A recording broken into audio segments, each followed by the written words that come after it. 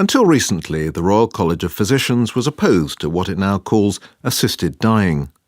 Earlier this year, though, the college announced that it would adopt a neutral position unless 60% of its members voted in favour of or against a change in the law. Neutral, says the Doctors' College, would mean it neither supported nor opposed a change in the law, enabling it to reflect the differing views of its members. Meanwhile, it's balloted its members and the results are expected next week. But some members oppose having neutral as the default position. David Randall, a registrar in renal medicine at the Royal London Hospital, told us there was no way of introducing what he called doctor-assisted suicide while protecting the most vulnerable members of society.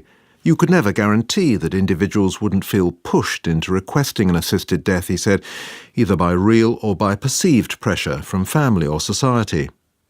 Dr. Randall is one of 4 members or fellows of the Royal College of Physicians who launched an unprecedented legal challenge against their college last week.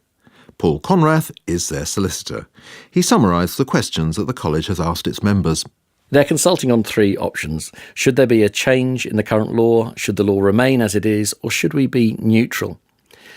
And on those 3 questions, they've set a threshold, what you would call a supermajority, that unless 60% of the members or fellows vote for a change in the law or to continue with the current law, then the college's position will be neutral. This 60% makes it almost impossible that an alternative view to neutrality can be reached. Why is that? When you're voting on a 3-way question, it's highly unlikely that either of the constituents will go beyond the 60% mark. You're saying the outcome is bound to be neutrality. Correct. What's wrong with that, though? Neutrality is understood in the public forum as a green light.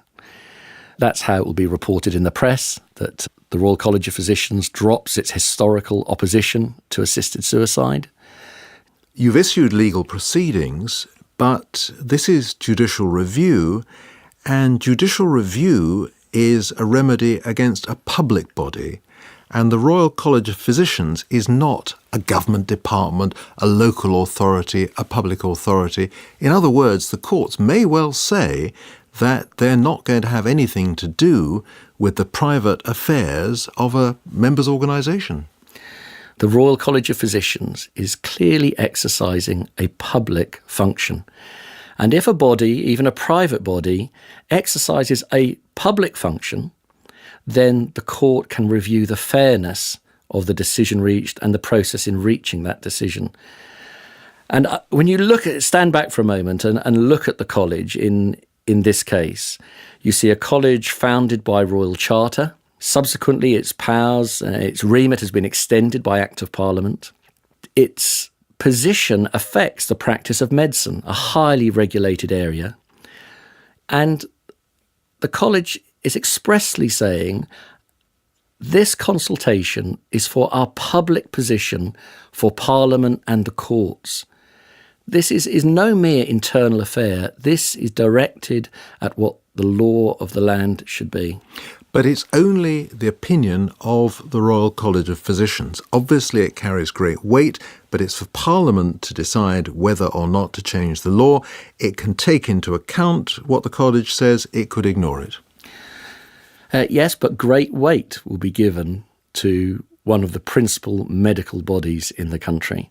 And critically, if the Royal College is to exercise its advisory functions, advising Parliament, on behalf of its members, then critically that advice has to be accurate and representative. And in this case, we say it isn't. Paul Conrath. The Royal College of Physicians told us it was making no comment at the moment on the crowd-funded challenge launched by his clients.